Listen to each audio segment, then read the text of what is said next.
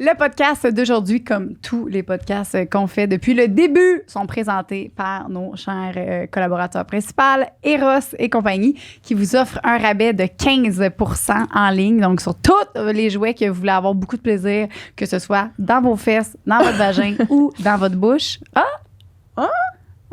Il y a des affaires qui vont dans votre bouche. Fait que vous pouvez aller sur le site et vous avez des conseillers en ligne pour vous aider. Sinon, vous pouvez m'écrire sur Instagram pour des conseils personnalisés aussi. Écrivez pas à Sexoral parce que Sexoral, c'est Julia. Puis Julia vous réfère à moi. Fait que vous pouvez aller directement aller sur... Écrivez pas à moi non plus, je répondrai pas. Écrivez à Jo. Docteur.g, D-R-E-P-O-N-T-G. Joanie, allez, je vais vous aider avec plaisir dans un délai de... quelques heures. Moi, je vais faire confiance aux professionnels. Pour ça, je de réponds votre pas. santé.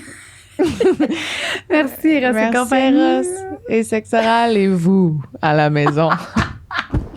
C'est ça. Une production du Studio SF.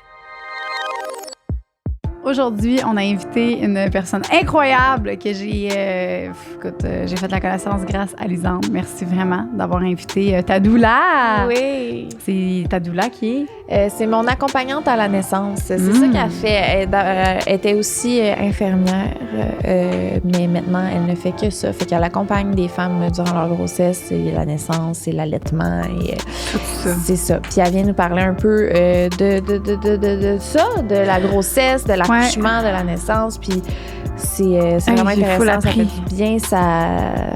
C'est ça. Ça t'enlève. En tout cas, moi, ça m'a tout enlevé mes craintes que j'avais face justement à l'accouchement. Que je pense que beaucoup de femmes ou beaucoup de personnes ça change pas juste des femmes, là, tout le monde.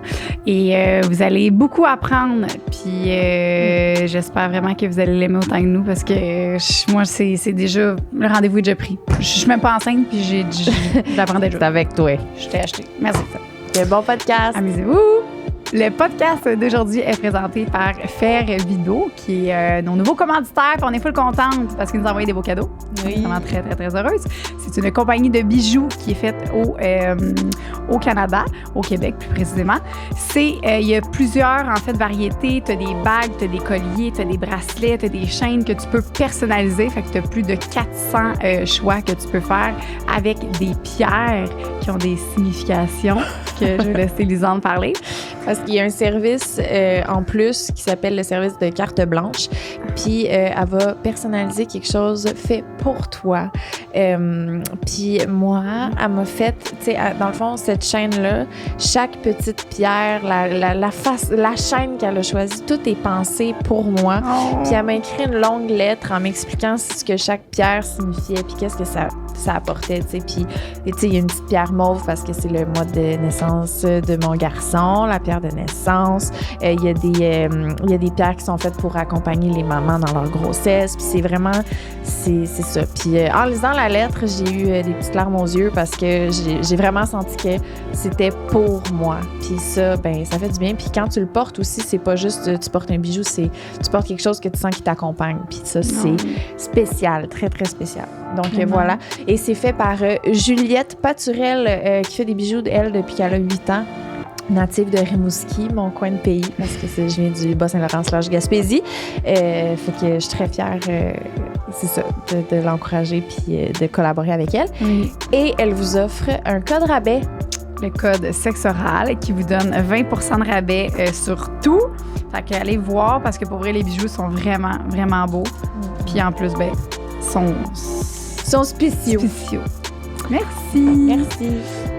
Le podcast d'aujourd'hui est présenté par Fruits, qui est une application de rencontre avec qui je collabore sur mes plateformes personnelles depuis plusieurs années déjà. Fait que je suis très heureuse que ça s'en vienne au podcast qui commandite nous. Fait que on va vous en parler un petit peu. L'application de rencontre, pourquoi celle-ci en particulier est extraordinaire, c'est que quand tu t'inscris sur le site, tu vas te définir par un fruit. Tu as 4 choix. Tu as soit la pêche pour histoire d'un soir. Tu as le melon d'eau pour des des trucs, des genres de sex friends sans bénéfice. T'as aussi raisin pour prendre un verre sans te prendre la grappe, fait que aucun stress. Et puis, t'as la cerise pour trouver ta moitié. Puis eux, ce qu'ils veulent par ça, c'est que tu te mets déjà en partant avec ton fruit, fait que ça fait en sorte que l'autre, il n'y a pas de cachotterie. Tu peux pas genre dire moi, toi, OK, moi, essayer de t'avoir en faisant semblant qu'il y a telle affaire. C'est clair, tu as choisi ton fruit, puis c'est ça que tu démontres. Fait que c'est ça. Puis aussi, ils veulent déconstruire les clichés, dont le fameux cliché que les femmes, c'est supposé trouver l'amour, puis on peut pas être une femme puis coucher avec n'importe qui juste pour une soirée, puis le contraire aussi que t'es un homme, fait qu'il faut que que tu peux pas trouver l'amour puis vouloir avoir de la romance. Fait que il y a aucun cliché là-dedans, c'est juste pour que puis aucun jugement non plus. C'est ça. Tu sais, je trouve ça vraiment le fun. L'honnêteté, direct en partant. C'est vraiment cool. Belle application pour vrai. Oui. Puis ce qu'ils veulent aussi par là, c'est montrer que tous les types de relations sont belles. C'est pas parce que c'est une longue relation stable et monogame que ta relation est plus valable que celle que la belle rencontre puissante que tu vas faire une soirée avec quelqu'un, comme tu disais tantôt. Toutes les rencontres sont importantes. Puis ils vont tout amener à quelque part. Fait que merci, Fruits. C'est ça qui est beau. Merci, Fruits. Ah oui, lien dans la description pour télécharger l'application.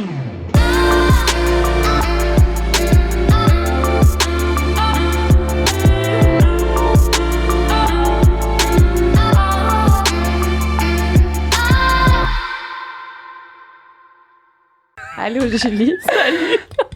Allô. Julie, c'est ma doula. Son prénom, c'est pas la doula. Puis ça, quand je dis au monde, j'ai une doula, le monde, ça fait qu'on peut-tu commencer par expliquer ça? Te présenter vite, expliquer c'est quoi une doula? C'est vrai. Ben oui, on peut faire le plus simple. Ouais.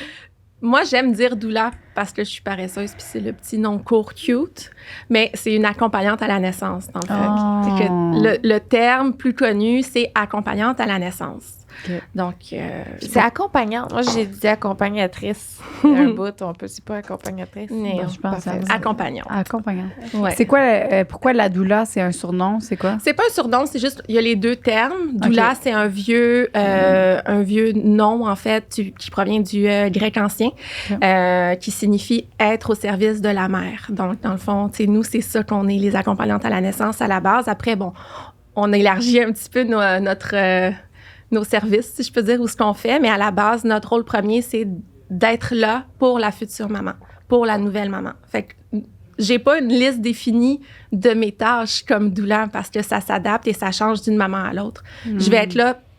Mon objectif ou notre objectif, je vais parler au nous parce que je veux vraiment, c'est général, tu sais, notre mission comme accompagnante à la naissance, c'est vraiment de soutenir les futures mamans pour favoriser une belle grossesse. C'est une grossesse où on est sereine, on est dans le bonheur, on limite le stress, les inquiétudes, les peurs. Fait que nous, on va travailler dans ce sens-là pour déconstruire certaines peurs qui peuvent être ancrées, par exemple.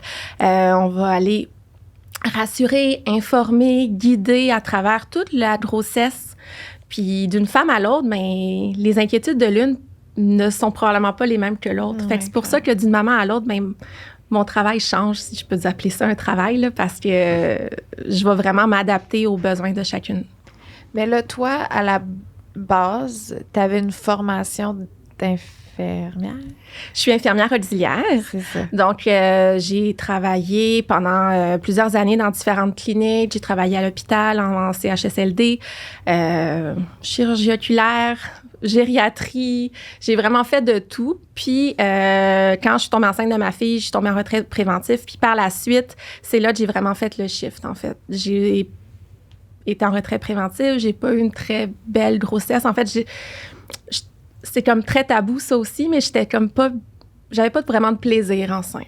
Puis, à ce moment-là, j'en avais pas tant de conscience. Je me posais pas forcément de questions. Je me disais, tu sais, c'est comme ça. Puis, j'ai fait des cours prénataux comme une future maman, tu sais, qui fait ses devoirs. Là, j'ai fait des cours prénataux. Je me suis informée.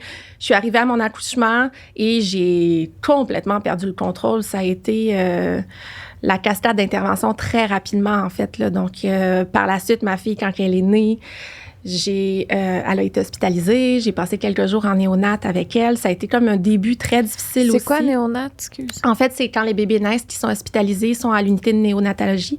Donc, c'est avant la pédiatrie. C'est vraiment pour les tout petits bébés.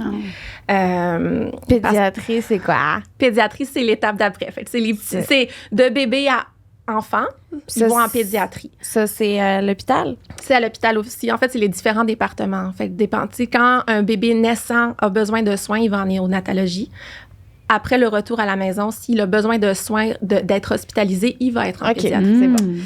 Fait que, c'est ça, les mots, là, moi, des fois, il faut les petites Mais c'est bon, parce que pour moi, c'est tellement c'est du connu. Fait que c'est super bon que tu me poses la question, là, parce que c'est... Ben, pédiatrie, je veux dire, je connaissais le terme, là, mais tu sais, c'est tout ce qui est relié, dans le fond, c'est quand tu apportes un bébé pour des soins, ça va être... Bébé ou enfant, tu sais, ma fille de 5 ans, un jeune de 12 ans, il va être hospitalisé en pédiatrie s'il a besoin de soins à l'hôpital. Il va être transféré et hospitalisé, dans le fond, dans l'unité de pédiatrie.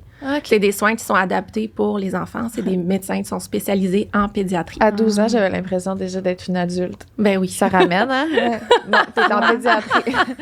Fait que tu te calmes.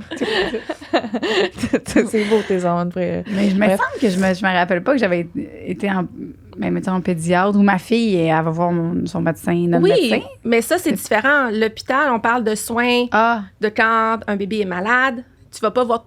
On parle, mettons... Comme là, mettons, moi, ma fille, quand elle est née, elle ne gardait pas son taux de saturation. Donc, son taux d'oxygène dans son sang diminuait en N9. Donc, elle a été hospitalisée dès la naissance pour un suivi à ce niveau-là, juste attendre que ce soit stable et qu'on puisse rentrer à la maison. Est-ce qu'elle était prématurée? Pas du tout. J'ai accouché à presque 41 semaines. C'est tout à fait normal pour une première grossesse. Mais j'ai eu un accouchement qui a été très médicalisé dès le déclenchement. Stripping sur stripping sur stripping. Ça veut dire quoi? Ça, c'est le décollement des membranes. Donc, dans le fond, le médecin va prendre son doigt, le rentrer à travers ton col, venir, ça, c'est ici la portion, il y a ton utérus et ton bébé, venir décoller les membranes avec de la son poche doigt. Avec son doigt. Fait que c'est vraiment... À partir de quand, ça, qui fait ça? Idéalement jamais. Mais en fait, présentement, la SOGC recommande... La quoi? La Société des obstétriciens gynécologues du Québec recommande le stripping dès la 38e semaine de façon systématique à l'ensemble des femmes enceintes dans un but de prévenir, de dépasser le terme et de devoir induire, donc provoquer l'accouchement de façon médicale. Puis toi, t'as pas l'air d'accord avec ça. Pourquoi? Je ne suis pas d'accord de façon systématique à l'ensemble des femmes. Tu sais, il faut un petit peu... Tu m'ouvres la porte vers ce que je voulais parler. Vas-y, non, En fait, c'est que la socialisation des accouchements, la médicalisation des accouchements, c'est quand même assez récent dans notre mode, dans le monde, en fait, dans l'humanité, si je peux dire ça comme ça. C'est depuis 1940 environ qu'on accouche à l'hôpital. OK? Ça a eu pour effet une diminution du taux de natalité. Hein? Parce que c'est dû à la façon dont on prend en charge les naissances, dans le fond, dont on gère les naissances. Il y a une augmentation, depuis ce temps-là, une augmentation, dans le fond, du taux de césarienne. Le taux de césarienne, présentement, est autour de 25 %. C'est énorme, entre 20 et 25 %. J'ai pas la statistique exacte. Vous voyez, j'ai pas fait mon devoir à ce niveau-là, mais on est à peu près à ça. Okay? C'est quand même énorme. Et le fait qu'il y a une surmédicalisation des accouchements, ça augmente, dans le fond, les accouchements qui sont assistés, donc avec instrumentalisés, si je peux dire, au moment de la poussée, d'aller chercher le bébé. Donc, la violence entourant la naissance des bébés, si je peux appeler ça comme ça, et la surmédicalisation entourant justement la césarienne, la récupération, il n'y a rien de naturel dans tout ça. Ça a généré, en fait, dans la société, une peur de donner naissance, une peur de l'enfantement, une impression dans nos cellules inconscientes que accoucher, c'est dramatique, puis que, tu sais, même dans les médias, si on regarde dans la représentation des accouchements ou des femmes qui déclenchent de façon naturelle dans les émissions de télévision, dans les films, dans ce qu'on voit au quotidien, c'est des femmes qui crient, qui hurlent, qui sont « Prenez-moi en charge », on la met sur la chaise roulante, puis hop, on la rentre à l'hôpital comme si elle était en train de mourir. Elle est en train de donner naissance à son bébé, qui est quelque chose de tout à fait naturel et normal. Fait que c'est un peu ça. C'est vrai. On est vraiment conditionné à médicaliser dès le moment où tu tombes enceinte. C'est de la médicalisation sans arrêt. Tu es pris en charge. Comme si tu perdais le contrôle de... Tu as besoin de... comment on dit ça? Tu as besoin qu'on te dise comment donner naissance. Tu as besoin qu'on te dise quoi faire pour être capable de prendre soin de ton corps. Tu sais, comme si tu n'étais plus capable, en tant que femme, de savoir ce qui est bon pour toi, ce qui est bon pour ton bébé, puis de faire confiance à la nature, dans le fond, à la vie. T'sais. Fait que c'est un petit peu dans ce sens-là que je suis pas d'accord, pour revenir à ta question, avec le fait qu'on recommande de façon systématique de faire des strippings, parce que c'est, encore une fois, d'imposer, de contrôler le moment où les bébés vont naître par peur d'avoir peur. Pour éviter une intervention médicale, on va en faire une autre. Alors que on peut-tu laisser les femmes juste comme profiter, faire confiance à leur corps, puis au lieu de leur dire à 38 semaines, je vais commencer par te faire un stripping, aujourd'hui, ça se peut que ça te fasse quand même mal, ton col est encore un peu serré, mais tu vas voir, la semaine prochaine, ça va être mieux, puis l'autre d'après aussi. Non, ça fait aucun sens. 38 semaines, là, il t'en reste techniquement encore 3 à 4 semaines avant de donner naissance, parce qu'une grossesse normale, c'est autour de 41 semaines, les accouchements. Là, pour les strippings, je veux juste faire une petite parenthèse, OK? Parce que je veux pas me faire lancer des roches. Je veux que ce soit clair, mon message, que ce n'était pas une question d'être contre la recommandation de la SOGC, mais plutôt de revoir notre approche, notre vision de la gestion de l'accouchement, du déclenchement de l'accouchement.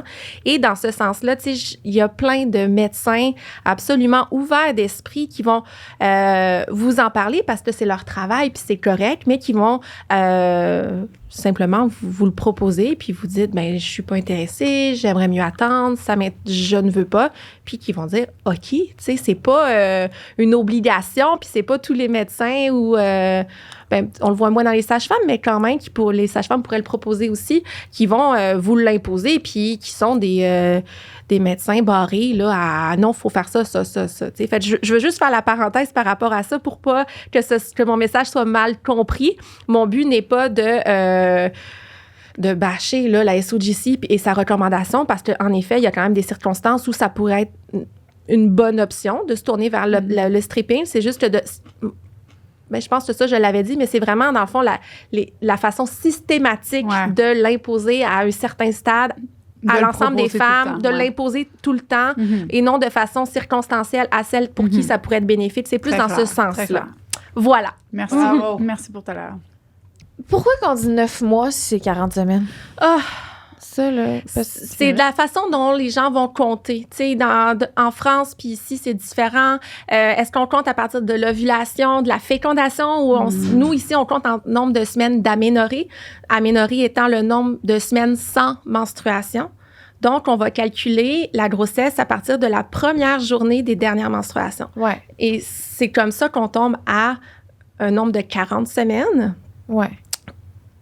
Mais c'est juste plus précis pour déterminer le stade, l'évolution de la grossesse, pour savoir, OK, la maman est à telle semaine plutôt que tel mois. C'est parce que là, c'est ça, quand le monde me demande j'étais à combien de temps dans ma grossesse, je dis comme, 5 mois, parce que techniquement, j'étais à 20 semaines. Mais je suis pas à 5 mois? Non, t'es pas à 5 mois, c'est ça. Fait que c'est vraiment, on le calcule en semaines. On dit 9 mois parce que c'est approximatif, puis c'est comme ancré dans nos façons de dire. C'est approximatif 10 mois, si on considère que c'est 40 semaines. Exactement. Fait que c'est pas 9 mois. J'étais à 5 sur 10. Je peux-tu dire ça? Peut-être la moitié. T'es à 20 semaines. 20 semaines, c'est très clair, c'est 20 semaines. Je veux dire, c'est beaucoup plus précis pour savoir aussi l'évolution du bébé au niveau de ton développement dans ton ventre, pour prévoir les examens, les échographies, ces choses-là. C'est plus précis de le cibler au bon moment. Puis par la suite, le problème, c'est que là, on date la grossesse à 40 semaines. Fait que c'est comme la date butoir, là, comme ta date d'expiration. Ouais. Fait que là, on commence à stresser. OK, 37, le bébé est à terme. Oui, mais 37, le bébé est à terme dans son développement. Il est correct. Il est à terme, les systèmes sont matures, il pourrait naître. Mais les 4 dernières semaines, là, à peu près, sont pas inutiles. Le bébé, c'est dans ces semaines-là qu'il va prendre le plus de poids, où il va vraiment maturer encore plus au niveau de son système cardiovasculaire, au niveau de son système digestif, au niveau de tout se met en place à ce moment-là. Puis le corps de la femme aussi. Tout le système hormonal va commencer tranquillement à se mettre en place pour sécréter les hormones nécessaires au déclenchement naturel de l'accouchement. Dès qu'on vient intervenir de façon médicale, c'est de venir perturber ce processus naturel, physiologique de déclenchement naturel. Donc, on fait des choses pour prévenir le dépassement de terme, mais au final, ce qu'on fait, ça vient pour favoriser le dépassement de terme parce qu'on rend les mamans inconfortables. On va... Puis, tu sais, je veux dire, on vient encore au stripping, là, parce qu'on parlait de ça, mais un des principaux que moi, je vois pour les mamans qui vont avoir des strippings, là, justement, à répétition ou en fin de grossesse, parce que là, ils arrivent à 40, ils sont stressés. Tu sais, le médecin leur a donné OK, ben là, voici ta date là, dans 7 jours là, pour te faire provoquer, puis tout ça. Là, il y a angoisse, il stresse. Fait que là, il accepte de faire certaines choses en se disant, ben on va essayer d'accélérer le processus pour être sûr de ne pas se rendre là parce qu'ils ont peur, parce qu'ils sont stressés. Ouais. La peur et le stress sont les ennemis jurés de tout le processus de sécrétion hormonale favorisant le déclenchement naturel de l'accouchement. Fait que, tu sais, je pense que c'est plus une question de revoir un peu nos façons d'accompagner les mamans en fin de grossesse, puis de, tu sais, les rassurer, les encourager, de leur enseigner à prendre soin d'elles plutôt que de vouloir vite s'activer, là. Tu sais, les mamans là, qui disent « Ah, OK, là, je vais passer nettoyer mes planchers, aller prendre une marche, je vais faire ci, je vais faire l'amour. Ah oui, il faut que je fasse l'amour. C'est vrai, c'est écrit que le sperme, ça aide à mon col. Je vais faire l'amour. » Mais il n'y a aucun plaisir dans tout ça. C'est une checklist, là. Une checklist de stress de je vais faire tout ce qu'il faut parce qu'on me dit qu'il faut que je le fasse pour déclencher. Puis au final, ben, tout ce que ça fait, c'est les stresser, les refermer, les angoisser et il n'y a rien qui va se passer. Encourageons les femmes à ça, toi? Faire l'amour parce qu'elles en ont envie, à se caresser puis à profiter de ces moments d'intimité-là avant que le bébé arrive. Puis qu'elles se mettent pas de pression avec la pénétration ou pas la pénétration. L'important, c'est pas ça. L'important, c'est le moment de bien-être, puis de communion, puis d'intimité avec le partenaire. L'important, c'est qu'elles prennent soin d'elles, qu'elles mangent bien, qu'elles dorment bien, qu'elles fassent ce qu'elles ont envie, qui vont favoriser leur sécrétion d'ocytocine pour déclencher éventuellement l'accouchement, mais sans le faire dans un but de déclencher simplement parce que ça leur fait du bien. Si on déconstruit ça puis qu'on enseigne aux mamans d'avance dans les rencontres prénatales l'importance de ça, mais leur vision de la fin de grossesse est complètement différente. Aïe, aïe, aïe. C'est ça, c'est ça, une doula. Ben, pour vrai, j'aurais vraiment voulu t'avoir parce que tout ce que tu dis, c'est exactement ça que j'ai vécu. Puis mon stripping, là, quand tu parlais du stripping, là, moi, à 37,5, j'ai demandé un stripping parce que mon rendez-vous, j'ai demandé un stripping parce que moi aussi, là, j'ai vraiment pas aimé être enceinte. Là. Puis j'avais aucune information, c'est dans le COVID. Fait qu'il y avait pas de cours. Puis moi, faire un cours à l'ordi, je sais pas, j'étais pas motivée. J'étais toute seule chez nous. Je voulais voir personne. J'étais vraiment renfermée sur moi-même. Fait que j'ai fait ma grossesse de même, en n'ayant aucun plaisir. Puis là, à 37 semaines, quand j'ai su que je pouvais naître, genre, j'ai dit, fais-moi un stripping. J'ai dit, puis elle me l'a fait, puis j'ai accouché à 38. Puis à 38, quand j'ai accouché, ben c'est ça que tu disais, là, que ça peut nuire au système, parce qu'on dirait que ça me fait capoter. Là, parce que Soléane, dans le fond, le cœur, il y avait de la misère, les contractions faisaient... Fait qu'elle n'était pas assez forte, son cœur n'était pas assez fort, fait qu'il diminuait tout le temps. Pendant les contractions. Fait qu'il a fallu que je fasse une césarienne d'urgence. Puis là, si on va un petit peu du moment de ton stripping, comment ça a déclenché par la suite? Comment ça s'est passé? Ah, ben c'est ça. Tu as eu des contractions? Pendant 4 jours? Non, je pense que c'est 2 jours après que j'ai commencé dans la nuit. Puis le lendemain après-midi, là, fait que ça tu as eu des contractions? Ton accouchement, il y a eu rapidement la péridurale, du pitocin. Est-ce que tu te mobilisais? Oui, épidurale, on l'a fait quand j'étais ouverte, je pense, à 7. Là, ils m'ont fait l'épidurale. Puis, non, peut-être un petit peu avant, je pense. en tout cas 7 ou bref, proches. Là. Puis ils m'ont fait l'épidurale. Puis mais non, moi, ça a été ça le problème, c'est qu'ils m'ont fait à peu près 40 épidurales. Là. Puis j'étais gelée. Ça fonctionnait pas? Non, ils m'ont fait une épidurale en premier. Après ça, quand ils ont dit « faut que je m'en aille en césarienne d'urgence, on va te refaire une dose Ouais. » C'est normal, c'est correct, ils vont me faire étranger. Là. Tu es sûr de pas sentir. Oui, exact. Fait qu'il m'a refait une dose, puis rendu là-bas, j'étais couchée, puis tout ça, puis il m'a refait une autre dose. Fait que, puis je me rappelle, puis lui aussi, il était là, puis là, c'est cette dose-là que je me rappelle que je sentais plus ma bouche, je sentais plus que je respirais. Oh mon Dieu. Je sentais plus que j'étais gelée jusqu'ici, là. Puis là, j'ai dit, je respire pas. Puis là, le médecin était comme, non, tu respires.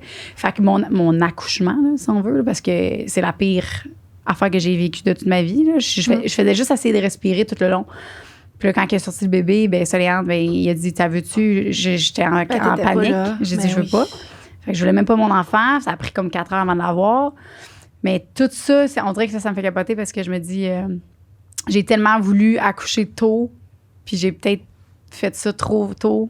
Mais tu sais, ça sert à rien de se taper sur la tête, dans le sens où c'est pas ta faute à toi. Non, je sais. C'est quand même. C'est pas la faute de la société dans laquelle on vit qui normalise ce genre de situation-là. Ce genre d'accouchement-là, j'en entends tous les jours des histoires comme ça. Puis c'est pas la faute de ces mamans-là, c'est la faute de la représentation que la société nous donne d'un accouchement. C'est comme si c'est normal d'avoir des strippings, d'avoir des dates d'induction, d'avoir des dates de césarienne planifiées au coquet, puis de prendre la péridurale dès que c'est possible. Les mamans, c'est pas parce que ils veulent absolument la péridurale, c'est qu'on leur inculque tellement que l'accouchement est une douleur épouvantable, puis qu'on leur présente ça comme un beau petit bonbon sans conséquence. C'est sûr qu'ils veulent la péridurale. Si elles n'ont pas dans leur entourage des exemples de naissance naturelle, des histoires d'accouchement, tout se passe dans le mieux des mondes, tu sais, ben, par peur d'avoir mal, par peur de certaines choses, on fait pas forcément des fois les bons choix, mais c'est pas la faute des mamans.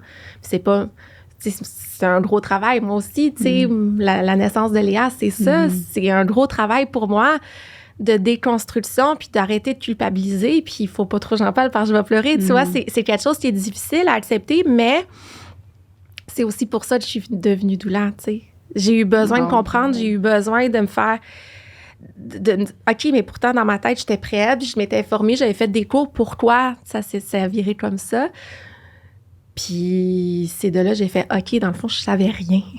Je savais rien. L'information qu'on m'a donnée, que j'ai suivie, que j'ai eue, c'était de la mauvaise information. C'était juste pas celle que j'avais besoin d'entendre pour comprendre ce que je devais faire dans une optique où, déjà à ce moment-là, je souhaitais un accouchement naturel. Peux-tu te dire que c'était pas naturel pantoute? Tu sais? Fait que c'est ça. Fait que culpabilise-toi pas, tu sais. Ben là, moi, là, je t'en ai parlé la dernière fois. Oui.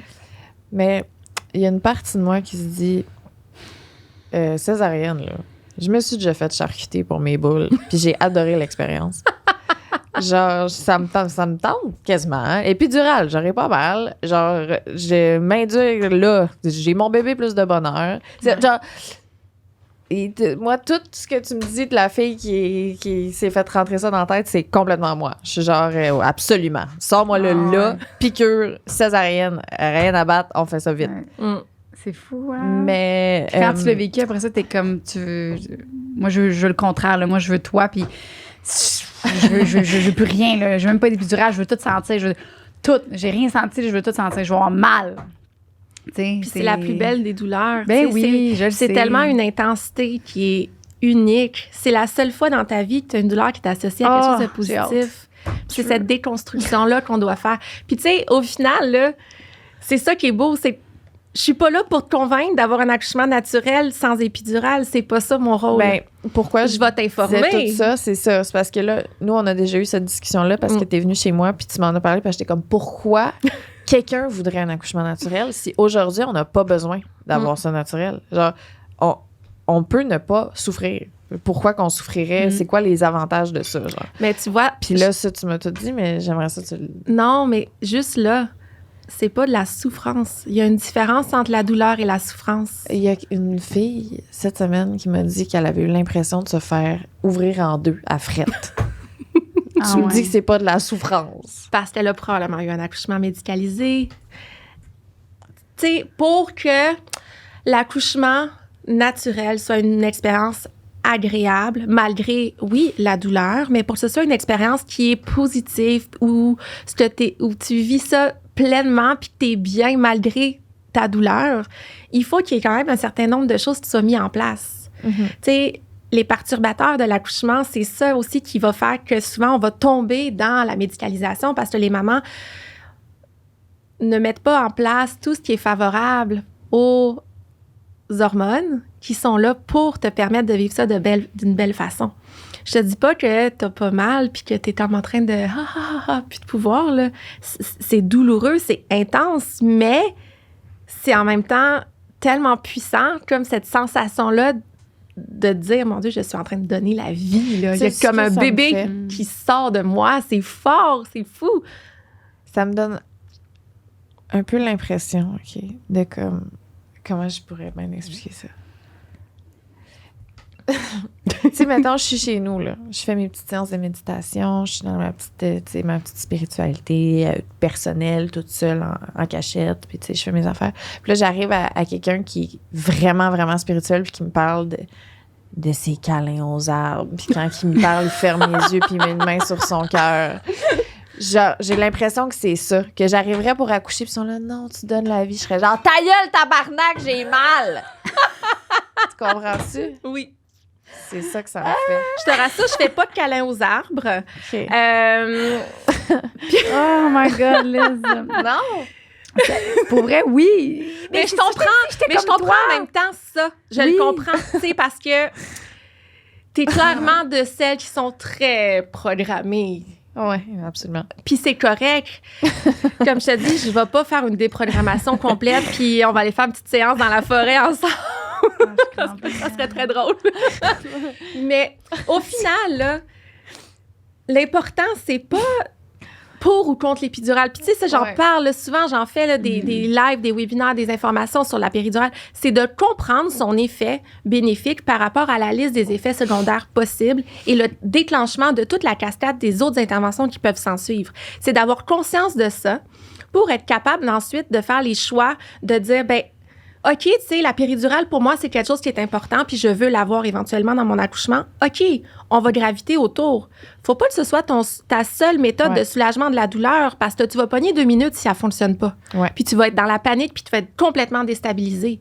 Fait qu'on va travailler d'autres techniques de méditation, justement, de respiration. On va, tu sais, la mobilisation, favoriser tout l'environnement qui vient pour que ce soit le moins perturbateur possible au niveau sensoriel. Donc, tu sais, la noirceur, le silence ou une petite musique ou, tu sais, de la méditation dans tes oreilles. Si t'as chaud, ben, tu sais, c'est vraiment tout le sensoriel. T'as chaud, on va mettre des compresses froides, tu vas te déshabiller. Pourquoi les femmes qui accouchent finissent souvent tout nues? C'est pas une nécessité, c'est juste qu'on est tellement bien mieux, tu sais.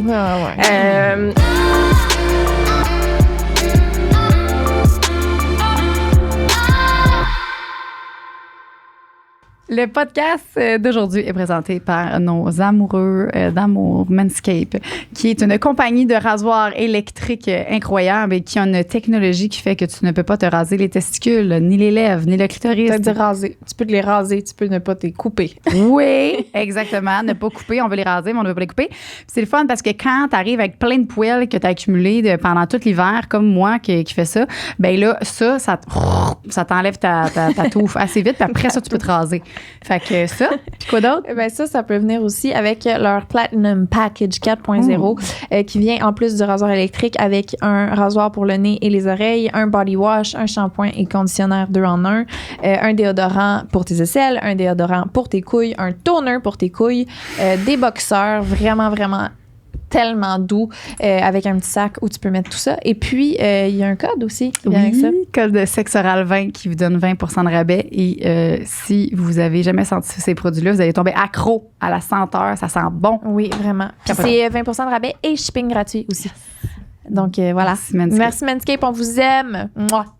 après ça, ben, au niveau physique, tu sais, les inconforts, ben, on va aller adopter. La femme qui est vraiment connectée à 100% sur ses ressentis va d'elle-même instinctivement adopter les positions. Je peux te faire un cours d'enseignement de mobilisation et de position d'accouchement.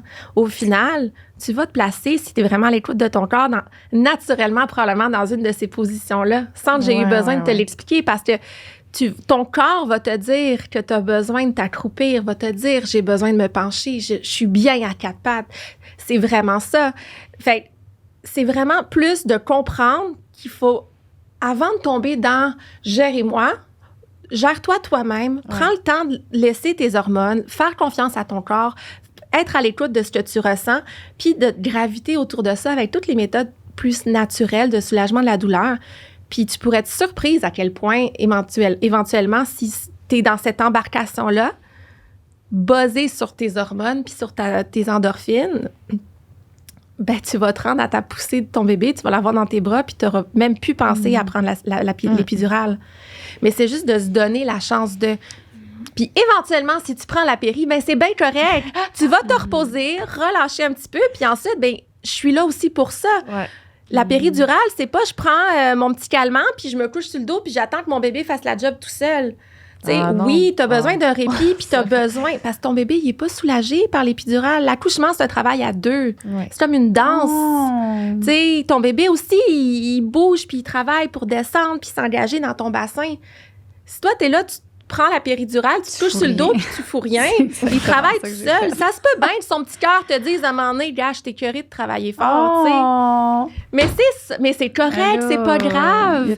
Mais c'est de le comprendre, ça, pour être capable ensuite, pour celles qui sont ouvertes à l'épidurale puis qui voudraient éventuellement avoir l'épidurale, ben se dire, OK, quand je vais être rendue à ce stade-là, puis pour moi, je vais avoir atteint ma limite puis que je veux la péri, ben, qu'est-ce que je peux ensuite faire pour continuer de travailler avec mon bébé? Quelle position je peux adopter dans le lit? Parce qu'il y a plein de possibilités là, de mobilisation, même dans le lit, que ce soit passive ou active. Puis pour la pousser, pareil, on se met pas sur le dos, les pieds dans les étriers. Là. On va adopter une position qui est plus physiologique, qui va faciliter la descente du bébé et alterner les positions pendant la poussée. Fait que tout ça... Juste d'en avoir conscience, bien, ça facilite le processus, même dans un contexte qui ne serait pas forcément 100% naturel, tu sais. Oui. J'ai une question. Vas-y. J'ai une question sur le... il y avait quelqu'un qui m'avait écrit suite à mon qu'est-ce que j'avais raconté sur ma fille, sur l'épidurale, justement. Ouais. Là, j'ai aucune idée, là. Fait que c'est pas moi qui ai dit ça, là. Je sais pas, là. Elle m'avait dit que l'épidurale pouvait faire que, dans le fond, quand tu as l'épidurale, c'est comme si tu sentais rien. Fait que ça empêche qu'il y ait l'hormone qui se start. Là. Il y a une hormone. Puis c'est ça qui fait en sorte que... Parce que moi, j'ai eu le syndrome de... Moi, ma fille, ça a pris quasiment 1 an là, avant que je réalise que je l'aime, crème. Comme il faut, là. Que c'était un petit peu par petit peu, mais au début, là, j'étais complètement détachée. Vraiment. Comme si c'était pas à moi. Puis que. Fait qu'elle m'a dit que. C'est pour ça que, genre, je sais vraiment pas, là, mais l'épidurale faisait que tu pouvais pas déclencher cette hormone-là. En fait, c'est pas l'épidurale. C'est quoi? C'est que l'épidurale moi aussi, je va te geler. OK. Et faire que, comme le cerveau ne ressent plus, c'est comme s'il y a une déconnexion. C'est comme si je suis plus en train d'accoucher. Fait qu'il va diminuer sa sécrétion d'ocytocine, qui est l'hormone la plus importante pour la contraction utérine, mais qui en parallèle est aussi l'hormone de l'amour, l'hormone du lien d'attachement. On compense pour les contractions utérines la diminution de cytocine naturelle avec l'injection de pitocin, donc de l'ocytocine synthétique, qui, elle, a une seule job, faire contracter ton utérus. Plus on injecte de pitocin, moins notre corps sécrète d'ocytocine. Donc, c'est pas la péridurale.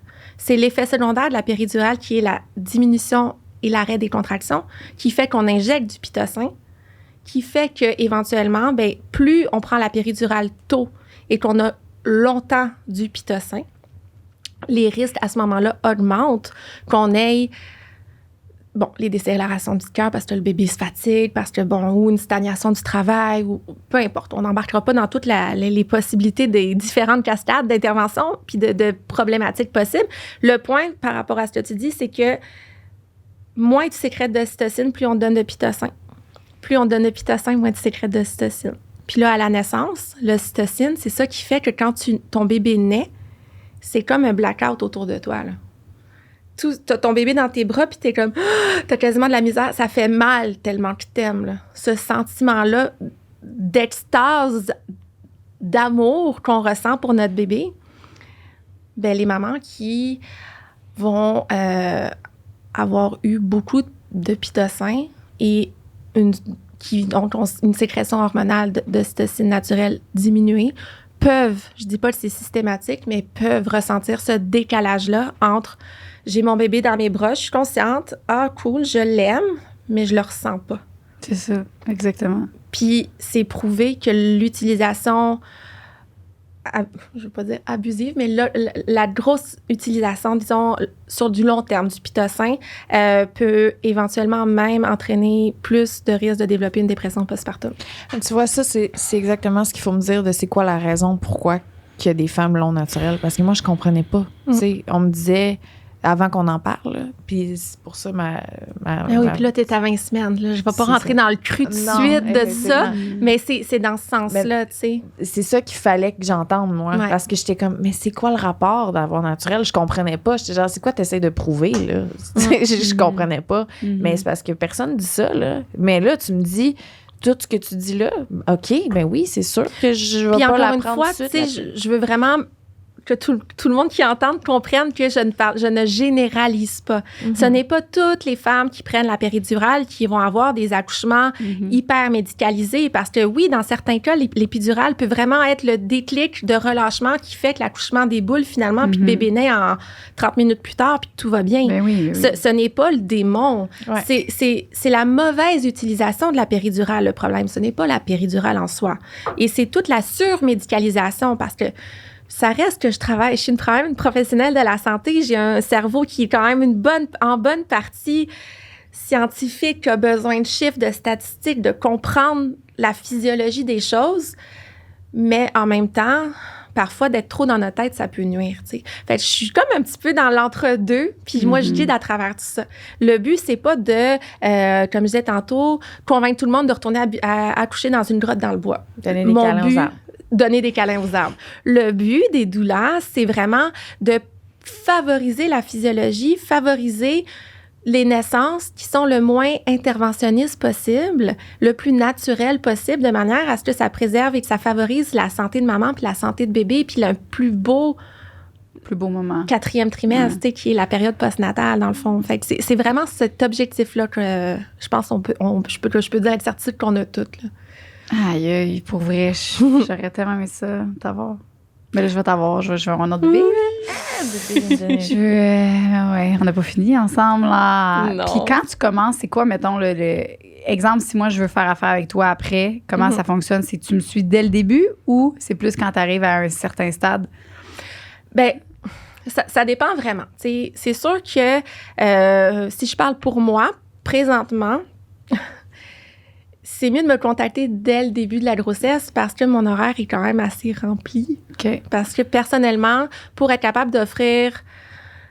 Moi, je suis une maman à toutes mes mamans. Fait que j'ai besoin, tu sais, vraiment de sentir que j'ai du temps pour chacune d'elles. Puis, fait que j'en prends comme 2 naissances à peu près par mois. Fait que ça se remplit très vite.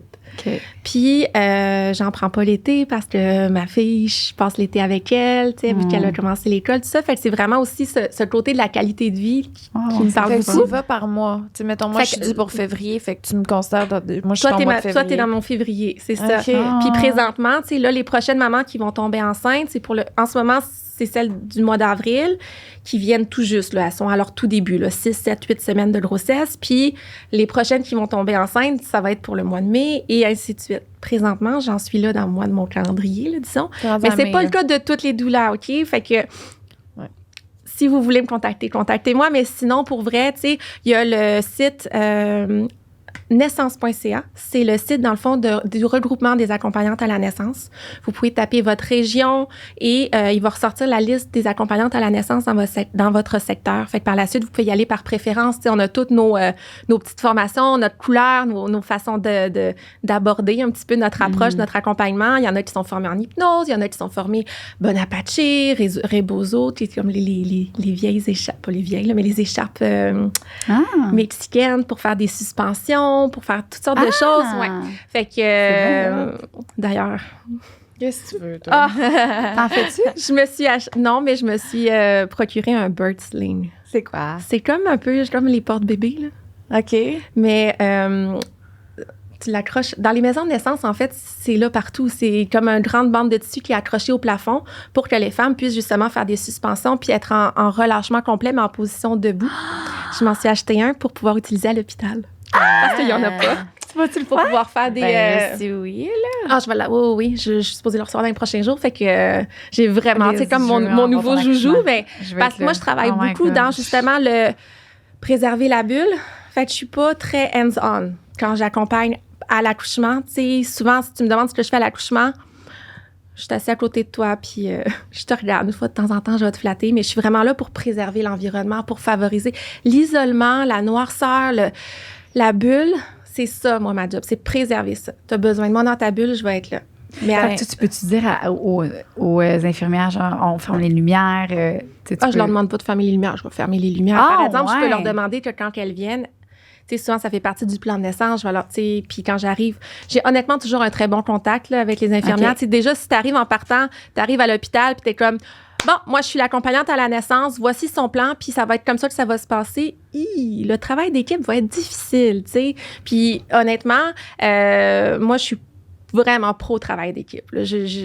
Nous, les accompagnantes à la naissance, on n'est pas là pour prendre la place de personne. Au contraire, notre rôle est complémentaire aux médecins, aux sages-femmes, aux aides natales, aux infirmières. On devrait travailler beaucoup plus en équipe. Ça serait vraiment plus bénéfique pour tout le monde. T'sais, au final, on a tous le même objectif, c'est la santé, la sécurité de la mère puis du bébé. Là.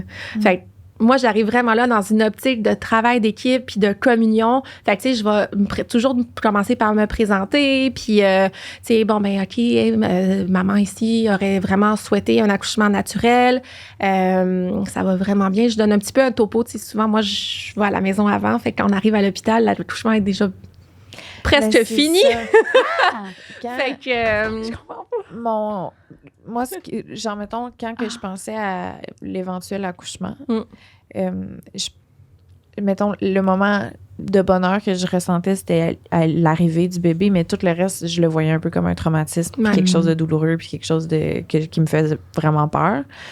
Puis au moment où tu es venu chez nous, puis tu m'as dit, ben non, on va faire ça ici, on va te faire un beau bain, on va fermer les rideaux, on va fermer la lumière, on va te mettre de la musique.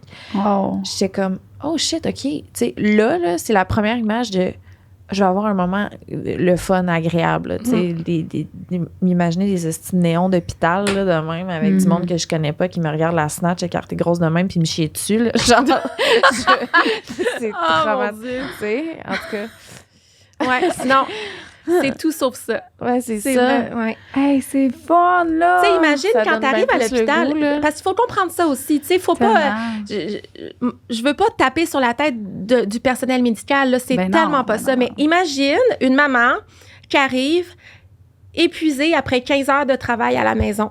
Pendant toute la nuit, elle a eu des contractions, elle n'a pas été capable de dormir, elle est stressée, elle est fatiguée, elle a mal, elle arrive à l'hôpital... Puis là, elle est dilatée à 3 cm, les contractions sont aux 5 minutes. Qu'est-ce que tu penses que...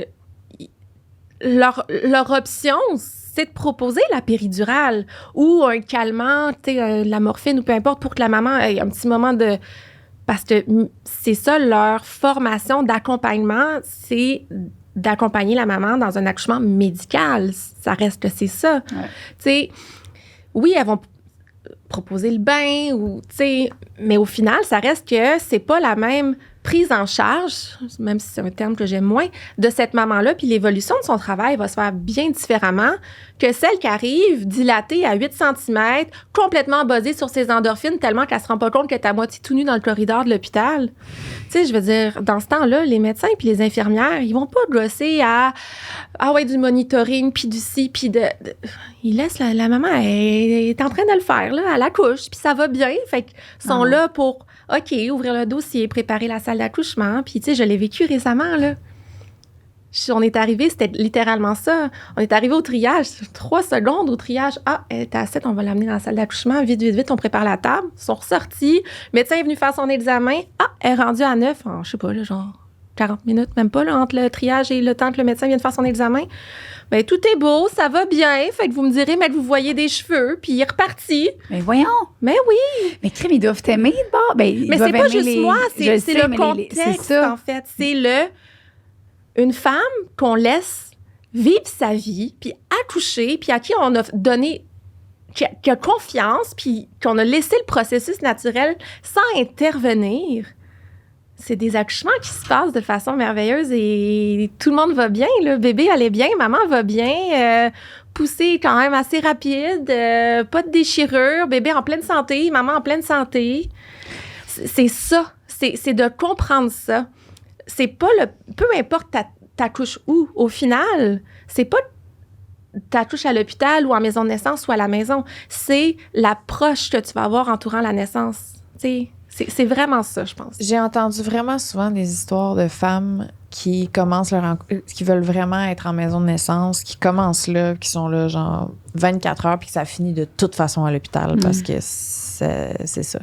Puis c'est possible. Au final, encore une fois, tu sais, je veux dire, il n'y a pas non plus que des histoires magiques. Ça reste que oui, la science, elle a évolué pour une raison. Ouais. Puis il y a des accouchements qui éventuellement, on va avoir besoin de certaines interventions médicales qui ont été développées pour faciliter les naissances, pour s'assurer que bon bébé, maman va bien.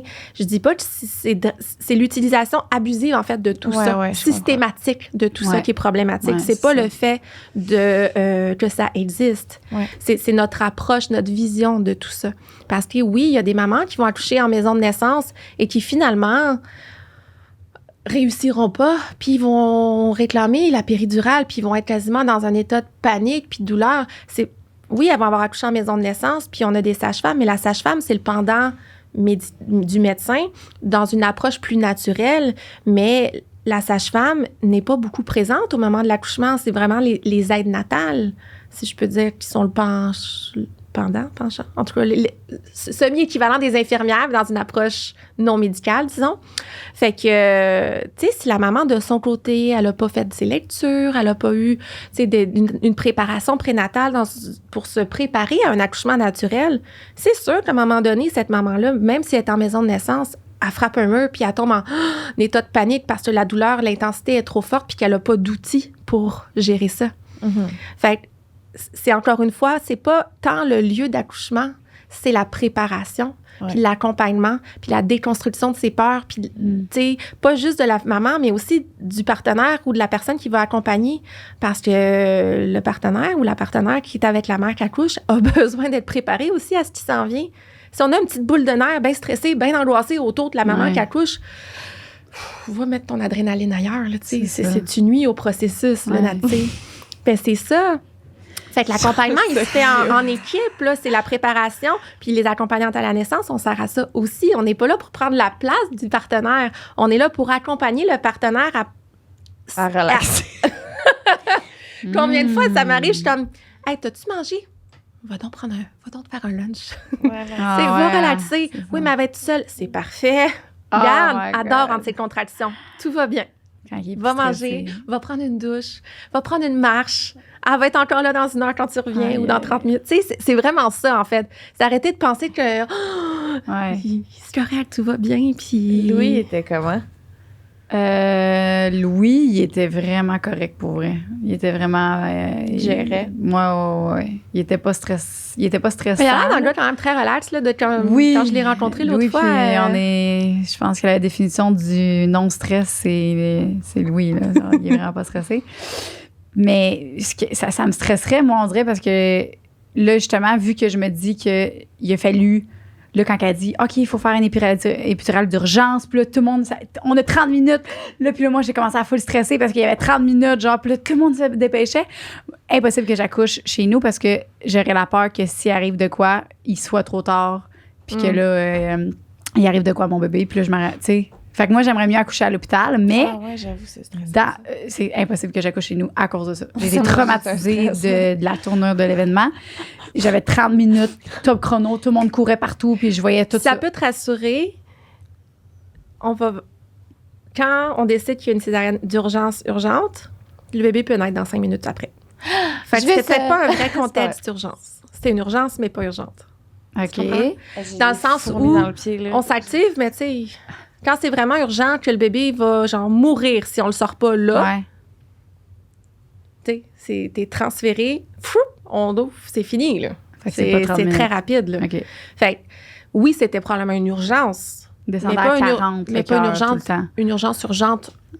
Dans 3 minutes, il faut qu'il soit sorti parce qu'il meurt sinon. Tu comprends? OK. Fait que ça mais peut est-ce que à ce niveau-là. le fait de ça, est-ce que j'aurais su ça? Parce que est-ce que, mettons, y a-tu un équipement à la maison pour regarder le cœur du bébé? Ben en fait, c'est qu'à l'accouchement, si tu accouches à la maison, tu as une sage-femme. Les sages-femmes ils ont une formation universitaire comme les médecins, mais uniquement en obstétrique. En quoi? En accouchement. C'est une formation universitaire. Je veux dire 5 ans. C'est peut-être 4. Mais en tout cas, c'est uniquement sur ça. C'est médical. Là. Une sage-femme peut faire un suivi médical de la grossesse et de l'accouchement. Là. C'est juste qu'elle n'a pas les outils pour faire une péridurale puis tout ça. Fait que à partir du moment où ça nécessite une prise en charge, là, elle est transférée, la sage-femme reste à l'hôpital, tu sais. Et tu pourrais faire ça, tu pourrais demander un suivi sage-femme, parce que ça, c'est une autre chose que les femmes savent pas, c'est que tu peux demander un suivi sage-femme et accoucher avec ta sage-femme à l'hôpital. Moi, je veux tout ça. J'ai une question. Oui. L'accouchement orgasmique. Ah! Je suis down. J'aimerais ça. On parle de masturbation avant? Ouais, OK, Ouais. vas-y. Parce que c'est mon sujet préféré. Vas-y. Moi T'es à la bonne place. Écoute, je peux pas venir à sexe oral sans parler de masturbation. Ouais, là. s'il te plaît. Par où je commence? La grossesse. Ouais. Tu sais, pendant la grossesse, il y a plein de changements hormonaux et physiologiques qui font qu'on a souvent un changement ou une diminution de la libido. Ouais. Puis ça me fait penser vraiment à comme l'épisode là, que je viens d'écouter, là. Je sais. Les schémas. Là. Ouais. Moi, je suis sûre qu'on parle avec Anne-Marie, puis que dans la grossesse, ça change tout, ces schémas-là. Ah ouais, Je suis sûre que ça doit changer. Parce que honnêtement, pendant la grossesse, t'as pas forcément les mêmes désirs, les mêmes envies de la même façon. C'est totalement différent, puis c'est pas juste d'un contexte hormonal, là. Ah oui? C'est quoi tu sens, là? Qu'est-ce qui est différent? Ma libido est plus la même, vraiment pas. Genre, pas qu'elle a full diminué, mais je suis moins dans le... Dans le 4 pattes bandé, strappé à te faire fouetter. Plus dans te faire coller. Ben, tu sais, c'est normal. C'est ça. Ouais, vraiment. Mais c'est normal. Mais il y en a qui sont... Bon, il y en a, là, je dis pas que... Moi, oui, c'est pas ça. Que la libido augmente. Mais dans la façon dont elle est... Tu sais, parce que la libido, là, c'est pas juste la pénétration. C'est tout ce qui entoure l'intimité. Les caresses, les bisous, la tendresse. Les orgasmes, mais pas forcément pénétratifs. T'sais. Fait que c'est tout ça aussi. C'est pas que t'as plus de libido, c'est que ta libido change, puis qu'on est tellement conditionné à associer la libido à la pénétration que là, on se dit « Oh mon Dieu, j'ai plus de libido. » T'as pas plus de libido, t'as juste un changement dans ton tes désir désirs, puis dans... T'sais, fait que de se questionner et de là... de repasser par la masturbation pour te redécouvrir dans ta grossesse, au fil de ta grossesse, ce que j'aime plus. À l'interne, ton corps change. T'es capable, si tu rentres ton doigt, d'aller toucher ton col. Fait que clairement, un doggy style, bang, bang, bang, et pas sûr que ça va te tenter puis que ça va être plaisant. C'est ça, hein? Ça fait plus... Ben, c'est ça. C'est ça. C'est là. Puis plus C'est la vrai. grossesse avance, plus c'est normal, le poids, tu sais, de... Oh, Chris, t'es bien bandé. Ah, c'est moi, OK. Son pénis n'a pas allongé, là. OK. Mais notre corps change à Je l'interne. pense que c'est lui. Ah, ouais. Ah ouais. C'est dur, hein? Fait que c'est ça. Fait que de prendre le temps de se redécouvrir seul, puis après ça, tu sais, on peut le faire seul, on peut intégrer notre partenaire dans, justement, de se redécouvrir ensemble à travers la masturbation pendant la grossesse. Et ça va aussi en postnatal. Je fais un miroir. Postnatal, la reprise des relations sexuelles, c'est graduel et ta libido, encore une fois, elle est à redéfinir et tes désirs vont avoir changé. Physiquement, il y a un bébé qui est passé là. Ça se peut, encore une fois, que ça a changé. Puis il y a beaucoup de mamans qui vont avoir peur de la reprise des relations sexuelles avec pénétration, justement, parce que, ben c'est ça, il y en a pour qui ça sort puis ça va super bien, puis d'autres qui vont avoir peut-être des petits inconforts, qui vont avoir peut-être des déchirures, qui ont eu une épisiotomie, bon, peu importe. C'est pas automatique que tu déchires? Ben non. Ben non. Et tu vois, tu voulais des raisons? On va plus voir de déchirures dans les accouchements médicalisés. Ah, Ben oui. Quand tu pousses, là, puis que t'es gelé de bord en bord. Jusqu'au cul. Quand tu pousses, puis t'es gelé de bord en bord. Tu sens rien de ce qui se passe. Tu sens rien de comment tu pousses. T'as bien plus de chances de pousser tout croche. Puis que soit on ait besoin d'aller le chercher, ton bébé, ou bien que finalement, tu pousses, puis tu pousses pas bien, puis que ça... Aïe, aïe. Fait que, non, voilà une autre raison. Bon. Bref, revenir à la masturbation. Excuse-moi, oui. Ben non, c'est correct. Mais même fait que c'est ça, en postnatal, c'est la même chose. C'est de se redécouvrir, de reprendre le temps de se toucher soi-même pour sentir les changements physiologiques. Puis, tu sais, surtout les mamans qui allaitent vont avoir des changements aussi hormonaux. Il y a la sécheresse vaginale à cause des changements, tu sais, au niveau hormonal. Fait que c'est moins agréable. Puis du fait que c'est moins agréable, ben tu sais, si elles se le font pas dire, ben c'est normal. Mais regarde, il y a des super lubrifiants en silicone qui existent, puis que c'est pas obligé d'être pénétratif. Tu peux juste, encore une fois, te redécouvrir dans ton couple puis dans ta sexualité graduellement. Puis ça, tu sais, ça devrait être écrit en gros, là, graduellement. Ben c'est ça, tu sais, graduellement, ça va revenir, puis tranquillement, tu vas reprendre plaisir. Puis la communication, c'est super important parce que tu dois continuellement expliquer à ta partenaire, t'en es rendu où dans tout ça, puis tu sais, ça se peut que ça prenne un temps avant que vous reveniez à la libido d'avant parce que t'es fatigué, parce que physiquement, ça te tente pas, parce que ton besoin d'affection puis de te coller, il est comblé par ton bébé, là. C'est pas sexuel, mais c'est ça pareil. Mais oui, vraiment. Toute l'ocytocine puis la dopamine que tu sécrètes en étant constamment collé avec ton bébé, ton besoin affectif, il est comblé. Fait que tu crées pas des petits moments avec ton partenaire pour, tu sais, OK, ce soir, on va se coucher tout nu puis on va juste se coller tout nu, tu sais. Juste, des fois, ça prend de faire l'effort de, mais au final, tu le fais et t'es comme, je suis bien. Parce que t'as pas l'appréhension qu'il va prendre ça pour un pénètre-moi. Parce que c'est dit. Je suis pas là pour le moment, mais je m'ennuie de notre corps qui se touche, je m'ennuie que tu m'embrasses, je m'ennuie que tu me caresses. Fait que c'est tranquillement comme ça, tu sais, qu'on retourne à une vie sexuelle là, plus Puis active. lui, à ton jour. chum, ben, tu peux y acheter un beau jouet, un beau masturbateur comme ça. Ben lui, il fait ses affaires, puis tu peux même lui faire. Nous, c'était ça qu'on faisait. On avait des jouets pour lui, puis que je pouvais utiliser tout seul, puis que je pouvais utiliser quand ça me tentait. Ça a été long, nous, avant que je refasse l'amour. J'avais donné des petits cadeaux. Puis d'avoir cette ouverture d'esprit-là aussi, de dire, tu sais, je suis moins présente pour toi à ce niveau-là. Voici ce que moi, ma libido, en ce moment, elle est dans ça, à cette à peu près fréquence-là. En dehors de ça, toi, tes besoins sont plus élevés, puis je le comprends, puis je le respecte. Tu sais, fait que, ben, c'est ça. Ouais. Faudrait que vous ayez ça vous aussi, vous les donnez aux mamans. Ah, des petits sacs cadeaux, Des Eros petits et compagnie, cadeaux, là, on vous ou donne avec ça. un petit... Oh, Ben, oui. ben, parce que c'est vrai que le besoin de l'homme, il change. Absolument. Il change pas nécessairement. Là, fait que, tu sais, je comprends le gars aussi. Là. Ben oui. Puis c'est des fois, c'est plate, une petite main, là, sec, là. En ce moment, où j'en suis là, genre ça change à chaque semaine encore. Ah ouais? Mais où j'en suis là, mettons, je suis plus excitée par faire moi une longue fellation douce en Mais massant. ça, t'as toujours été comme ça, Mais B. en ce moment, je suis plus excitée par ça que me faire mettre de Guy puis venir. Ah! Genre, je suis plus excitée par moi donner de cette façon-là que d'avoir un orgasme en de Guy. Ça De serait même. le fait de donner, c'est parce que... Ben, c'est la douceur de genre...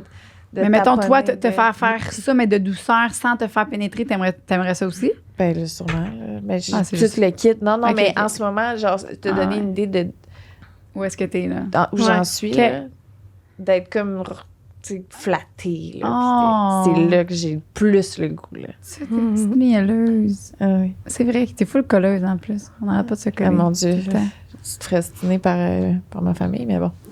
J'ai passé une fin de semaine en Gaspésie, puis ils sont là, voyons, tu nous donnes jamais d'amour. Oh! Pourtant, je les laisse à Montréal. Bref.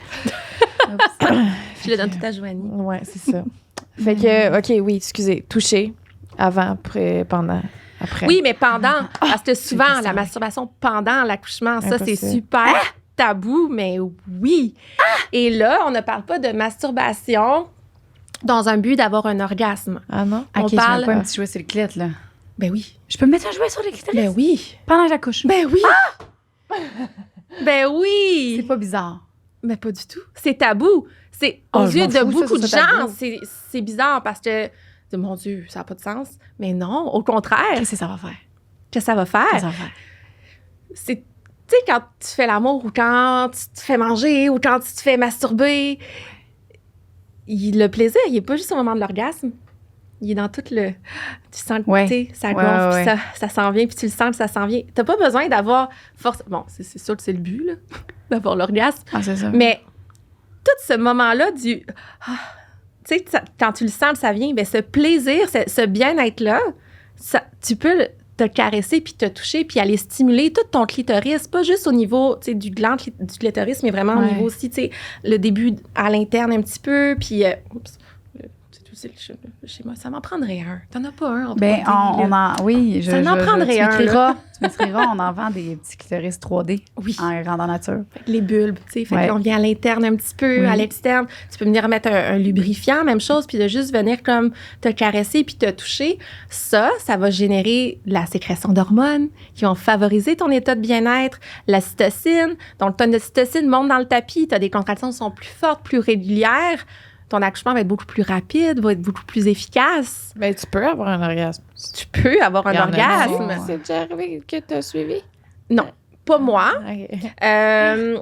Puis, je te dirais que l'orgasme en soi, c'est pas la finalité. À partir du moment où tu le vois comme la finalité, l'objectif de la chose, c'est là que ça perd un petit peu de son effet bénéfique. Le but, c'est simplement de te faire du bien pour sécréter puis continuer ton buzz hormonal de ta dopamine, tes endorphines, ta ocytocine. Et ça va vraiment favoriser un accouchement naturel qui est beaucoup plus rapide parce que tu es en train d'augmenter ta sécrétion des hormones qui favorisent l'accouchement, tu sais, et ton sentiment de bien-être. Fait que là, tu as ta contraction, fine. Tu sais, pendant la contraction, ça se peut que tu n'es pas en train de te toucher, faire ouh. Mais là, après, quand tu es buzzé sur tes hormones, puis que là, tu es comme parti, moi j'appelle ça partir au pays des merveilles, complètement buzzé, puis que tu te caresses en même temps, ça booste encore plus tes hormones. Ta contraction d'après, quand elle arrive, c'est ça ton soulagement naturel. En fait, c'est plus loin tu pars au pays des merveilles, plus c'est long à revenir. Fait que tu reviens dans le monde réel par la douleur de ta contraction au moment où elle est à son pic. Ah, Tu as déjà perdu les premières secondes, puis là, tranquillement, elle est déjà en c'est train ça. de repartir. Joanie, toi, tu disais que t'aimais Je ça. tripais ces contractions. Moi, Elle aimait ça, elle. c'était une adrénaline, là. Puis quand ça arrivait, là, puis là, ce que j'aimais, là, c'était mon ça monte. Puis là, quand je suis au max ça que relâche. j'ai mal, ça redescend. Ben oui. Puis là, c'était vraiment... j'ai vraiment aimé ça. On dirait Bon, plein fait de qu'imagine brain freeze. ça Ah, avec c'est malade. des caresses. Mais là, moi, ce que je vais faire, là, je vais avoir mon jouet, mais lui qui fait, tu sais, augmente, descend. Parce que si je mets juste un jouet constant, je vais avoir un orgasme, puis là, tu te dis, c'est pas ça le but. Non, mais tant mieux, c'est un orgasme. Mais en même temps, il faut rester dans un contexte où tu comprends que c'est ça. ça C'est pas fait tu ça. vis quand même l'intensité Exact. et la douleur. Hey, tant mieux si tu arrives à avoir un orgasme dans le sens où comme... Ben non, mais c'est parce que j'ai des jouets assez efficaces, là. Fait que, tu sais, mais mettons, là, je vais mettre mon jouet que j'ai vraiment une vague comme ça. Ça augmente le bébé. Ça diminue. En même Mais temps. il faut pas que ce soit trop stimulant de ton néocortex. Je comprends pas.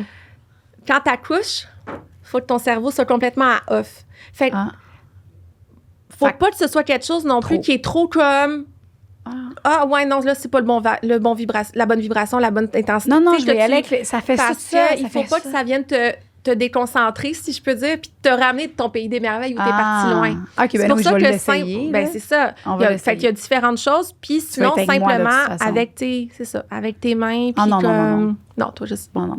Mais on parle at large là, à tout le monde qui Ouais, nous écoute je là, comprends. fait que c'est ça.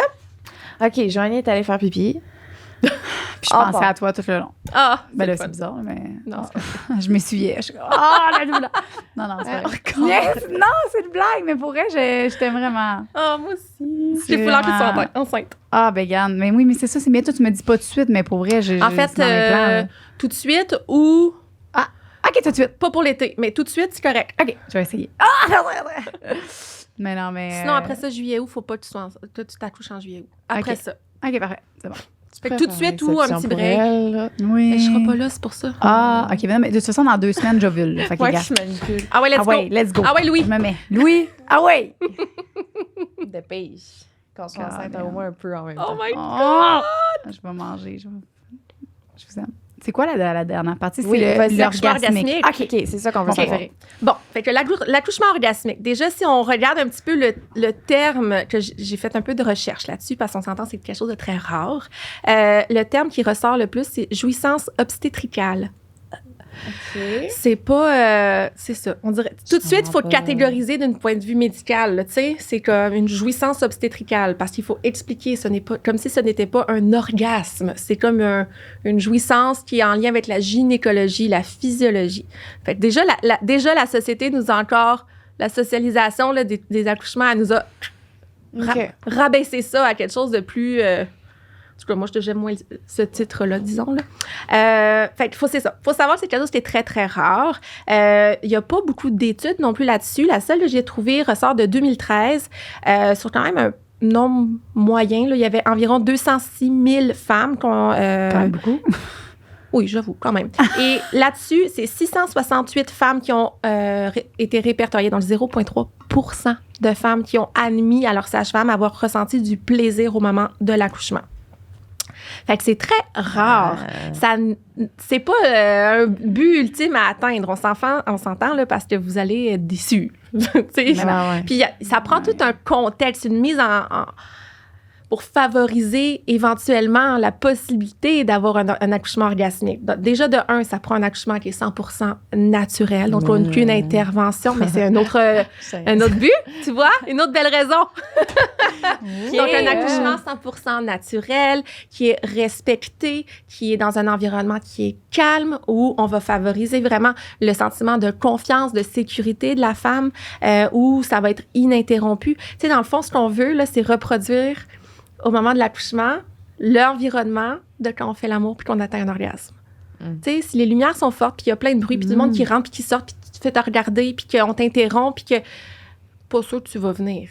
Mais c'est un peu le même principe. Fait que, tu sais, quand tout ça, c'est respecté, que la femme qui accouche, on lui fait confiance, elle se sent en sécurité, qu'elle est laissée à elle-même, qu'on n'interrompt pas le processus naturel d'enfantement et que la femme, elle a un abandon qui est vraiment complet.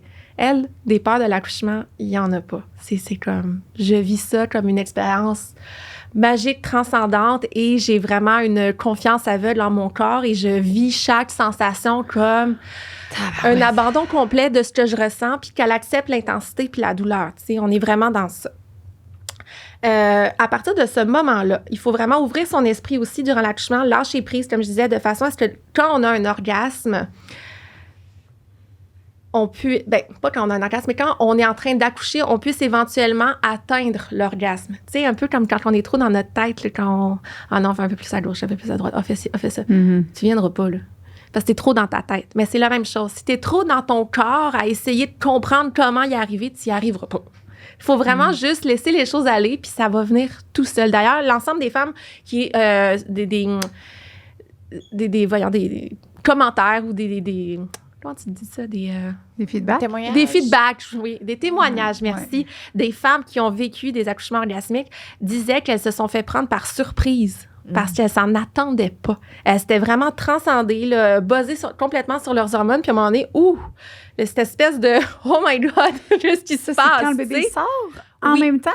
Au moment Ou après? à la fin, oui. Pas pendant la poussée, mais à OK. la fin. Sauf que ça prend justement que pendant tout le processus de dilatation, tout le travail, là, toutes les contractions, d'être justement basé sur nos hormones. Vraiment, là, on se laisse aller. On est vraiment parti loin au pays des merveilles avec nos hormones d'ocytocine, d'endorphine, de dopamine. On ressent la douleur, mais à part, elle vient, puis tu jongles bien avec la vague. Là. Puis à partir de ce moment-là, tu vas éventuellement ressentir une disparition de la douleur qui va se transformer par une sensation de plaisir. Et là, les bulbes, dans le fond, du clitoris se gorgent de sang, comme un pénis qui vient en érection. Donc, le clitoris va se gorger de sang. Et là, lorsque la tête du bébé descend pendant la poussée, la pression, et là, je veux juste bien le dire, la distension et la compression des voies vaginales permettraient la découverte de nouvelles zones érogènes à l'interne au moment donc la tête du bébé passerait puis viendrait faire, vu que c'est distancé, c'est comme des zones qu'on n'a jamais connues qui étaient possiblement érogènes. Mon nouveau Ça, rêve. avec C'est le boost mon d'ocytocine, l'état de bien-être et d'excitation, les bulbes du clitoris qui se gonflent, donc ça, c'est vraiment au niveau à l'interne, là, environ 4 à 5 cm à l'interne du vagin, avec le passage de la tête, la pression de la tête du bébé sur, dans le fond, les bulbes, viendrait créer un orgasme à la femme qui est en train de donner naissance à son bébé. Et Puis là, est-tu je plus dirais... gros, l'orgasme? Donc, de ce que j'ai lu, ce n'est pas un orgasme comparable à un orgasme qu'on aurait pendant une relation sexuelle, mais c'est le même sentiment extatique de bien-être. Puis, écoute, il y a le vidéo que je t'ai envoyé ce matin, la fille... Ah, tu l'as pas écouté? Ben, j'avais d'autres choses à faire. La fille, elle a littéralement les Non, yeux on avait un qui... meeting. Ah, c'est vrai. La fille, elle a littéralement les yeux qui roulent puis qui partent par en arrière. Là. Comme... ouh. Fait que ça, c'est l'accouchement, dans le fond, orgasmique. Ah. Puis tu disais, on peut pas prévoir ça, vraiment. Ben, tu sais, tu peux prévoir de favoriser mettre en place un accouchement, tu sais, de te préparer pour un accouchement naturel, favoriser tout ce qui va aider à la bonne sécrétion hormonale, ton environnement, tu sais, de limiter les gens à ton partenaire, ta doula qui est dans un coin au noir, tu sais, pas loin, puis de vraiment laisser, tu sais... Si Lisande, mettons, ou quelqu'un là, comme Lisande, elle, là, ce qui l'excite, c'est justement dans un hôpital avec un docteur, elle pourrait peut-être aussi avoir un orgasme. Parce que c'est dans un fantasme. Fait que peut-être que toi, tu vas peut-être pouvoir y arriver pareil, bébé. Sauf que... Tu sais, parce que je l'ai entendu, je suis une fidèle auditrice du podcast, là, le fantasme du gynécologue, là. Oui. Sauf que le gynécologue, quand il vient mettre ses doigts pour toucher ton col puis que t'as une contraction, là, je suis pas sûre C'est pas pareil. que c'est pas le même contexte. Dans mes vidéos, là. ils sont de même, ils crachent, là, tu sais. C'est pas tout à fait la même affaire. C'est pas vraiment même que tu ça l'aimeras se plus passe, après. là. Tu l'aimeras Fait plus. que après. on- T'as on ce switché, fantasme-là. T'auras Là, plus. je regarde quoi, les c'est quoi ton nom? massothérapeutes à cette heure. Ah, ouais. Je OK, suis tout a rendue, changé, là. Mais écoute, Ah tu oui, me je suis le dis, rendue à j'amène un l'huile. 2 litres d'huile à ton accouchement, puis Voilà, là, je vais venir. Oh. Faut juste prendre bien le temps à l'intérieur des cuisses. bon. Bref. Chris, voilà, c'est ça que je veux. Mais vite, là. Moi aussi, je veux ça, mais. OK, Non, mais les faut filles, finir. ça, faut pas que ce Ben soit oui, un objectif mais de j'ai une petite naissance. question. Parce que, Ouais, faut ça vous se rappeler peut que c'est 0,3 % de femmes. Tu sais, ça Pour l'orgasme, là? de l'accouchement orgasmique, c'est Ben, 0,3 on peut-tu des mettre femmes. quelque chose, puis ça Tu va. peux te donner cet objectif-là, là. Mais ça reste que vas faut être pas déçue. non. Oui, c'est ça. Mais non. Par contre, la masturbation pendant l'accouchement, même si vous n'atteignez pas l'orgasme, est un vraiment bon moyen de soulagement de la douleur, même si ce n'est pas de façon, justement, tu sais, ça peut juste être tout doux, là. Votre conjoint qui vous embrasse dans le cou, de se coller tout nu, d'ailleurs, le peau à peau, là. Moi, là, je vous dis tout le temps, là, je dis tout le temps, mettez-vous donc tout nu, puis collez-vous, tu sais. Collez-vous, caressez-vous, va prendre un bain, allez prendre une douche ensemble, Oh, juste mon de Dieu. se coller. Cette communion, ça, tu sais, puis après ça, les caresses, puis là, tu peux venir caresser au niveau, tu sais, du clitoris, au niveau de la vulve, mais doucement, on est dans le doux, là. J'ai hâte. Non. Fait que voilà.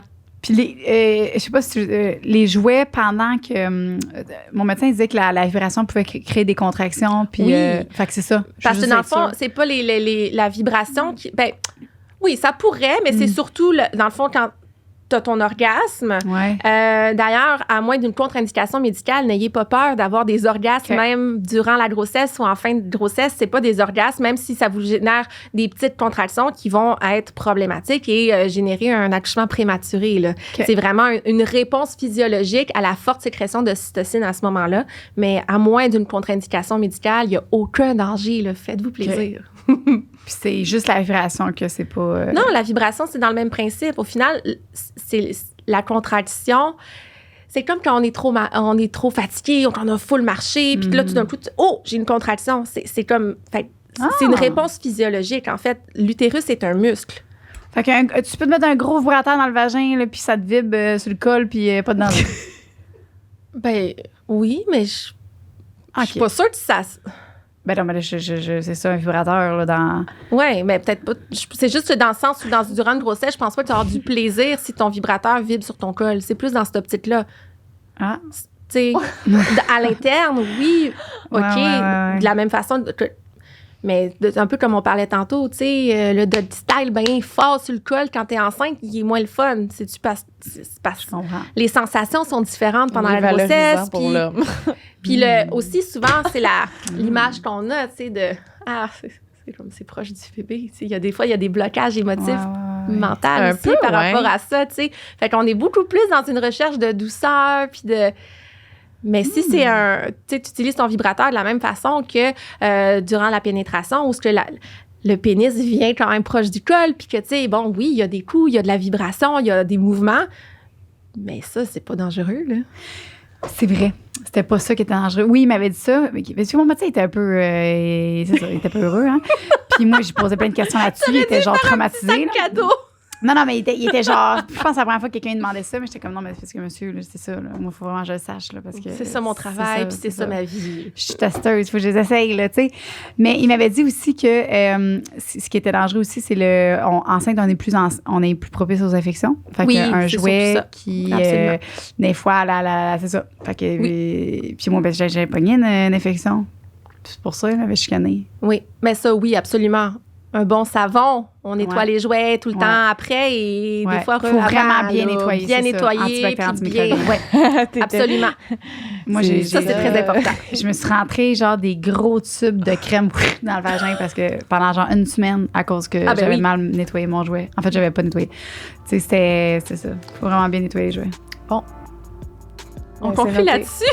Non, on conclut sur le fait qu'on s'en va sur Patreon répondre à des questions. Oui! Yeah! J'ai pas l'envie. Je suis désolée de ma faim. Hein? Ben voyons! C'est une faim crémeuse. OK, bye!